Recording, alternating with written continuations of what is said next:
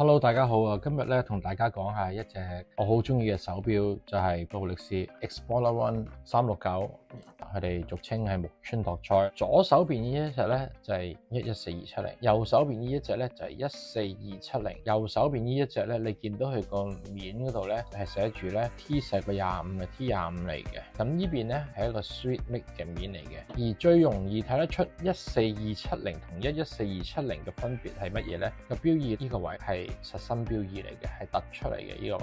14270咧，呢度係凹咗入去嘅，睇呢個位就知噶啦。即係14270嘅標誌後邊咧係尖啲嘅，14270嘅標誌後邊咧係咁樣嘅，係圓嘅。就咁望落去咧，對住分別真係不大。係可能個勞力士 Explorer 個字體有少少唔同，咁其實個標殼都係冇乜分別。14270係3000機芯啦，14270係3130機芯咯。咁我可以俾啲夜光大家睇下。呢一邊呢個咧就係 T25面咧，呢個啲夜光咧係比較青色啲嘅。呢邊呢個夜光係比較係藍光啲嘅。咁而家仲有啲綠色夜光啦，呢個夜光慢慢退啦，開始冇啦呢個夜光。14270咧係有內影嘅，其實兩個殼冇乜分別，我真係分唔到。其實分別都不大。好似咯，兩隻都好似。如果你問我再買一隻嘅，其實咩面都唔緊要，最緊要平。呢一隻咧14270咧就係 U 頭啦，1998年啦。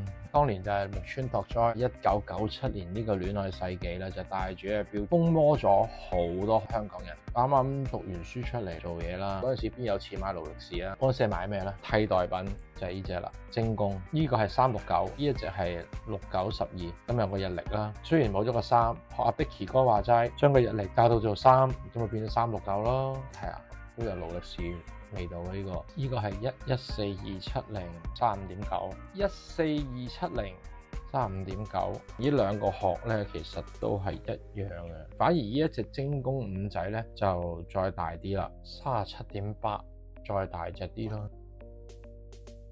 精工同一隻 Explorer One， 見到佢都係三格板帶咁，精工呢個仲單琴添，我其實中意單琴多啲嘅。精工係唔錯嘅，戴咗年幾兩年度啦，呢隻錶終於都有機會咧，我就買人生第一隻勞力士啦。咁就唔係 Explorer One， 係邊隻咧？就係呢一隻啦，藍面嘅 Air King 啦。因為當年咧呢隻有折啦，83折啦。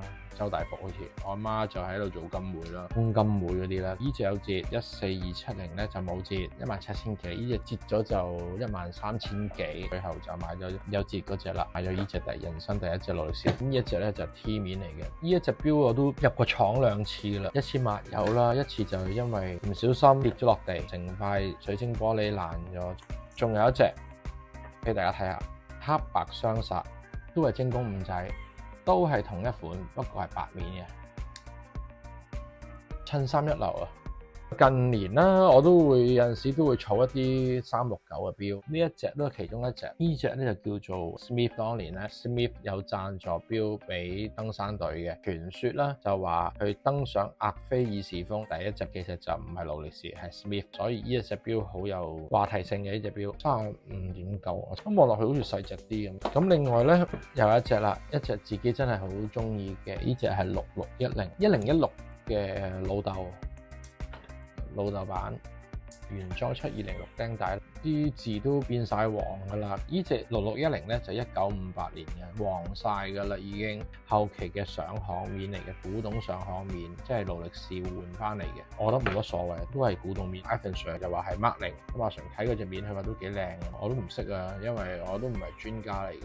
足36嘅1030蝴蝶陀機芯嚟，黃晒夜光，好有 vintage 嘅味道啦，呢隻我都好中意嘅。咁除咗一啲古董嘅錶之外咧，我都會玩下一啲我哋祖國國產嘅淘寶貨嚟嘅，但係唔錯噶啦，custom 咗個 logo 落去啦。呢個就我之前自己嘅一間酒吧嘅 logo 啦，自己整咗幾隻字落去啦。Alcoholic Party Animal， 我哋平時粗帶啊，或者去外地旅遊嘅時候就會帶呢隻咯。困爛咗、跌咗、俾人搶咗都唔怕，去到外地都小心啲咯，唔好帶咁貴嘅錶去咯，都係帶呢啲錶啦。呢隻就都係 Explorer 樣咁樣啦。咁另外咧，我又儲咗一隻6282上鏈機芯嚟嘅，尖針烏蠅釘字凸皇冠陰陽面，有啲人叫格仔，其實係陰陽面啦，黃晒塊面，34mm 呢隻。咁另外仲有細隻啲嘅，呢隻叫做4444啦，上鏈嘅，又係同呢隻差唔多，兩兄弟咁樣嘅，都係尖針，都係凸皇冠，都係烏蠅釘字，陰陽面嘅都係。咁呢一隻咧，佢啲勞力士嗰啲字咧，翻寫咗翻寫面嚟嘅，呢隻都係上鏈錶嚟嘅，31點幾啦，好有古董味啦，細隻啲咯 ，boy size 啦呢隻。咁仲有一隻咧就唔係勞力士啦，369呢隻好中意隻，又係烏蠅釘字，成隻勞力士咁樣啦。Teutoni 梅花應該有粒鑽石嘅，已經俾人哋攞走，都係自己收藏嘅。襯咗條綠色嘅錶帶啦，都係自己中意玩啲369啦。仲有一隻咧。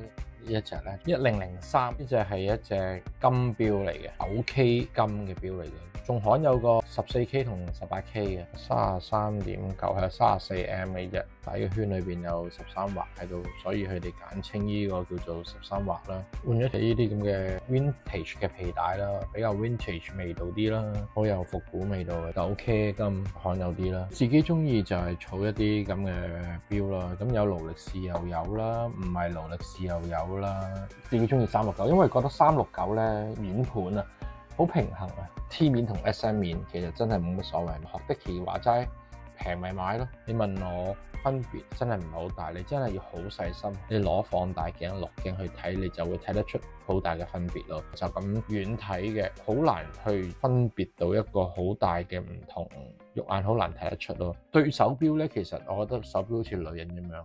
多唔會嫌多㗎，戴唔戴得晒？係戴唔晒㗎喎。我玩錶亦都係絕對唔專一，玩錶一定係花心㗎啦。得閒就戴下呢隻，得閒戴下呢隻，當換衫咁樣咯。負擔得起就買自己中意嘅錶咯。平有平玩，貴有貴玩，最緊要係自己中意。有陣時唔一定係貴嘅手錶係好玩嘅，平嘅手錶亦都好好玩嘅。即係你問我，你話喂，我戴隻精工5仔，其實都係好開心嘅，都係。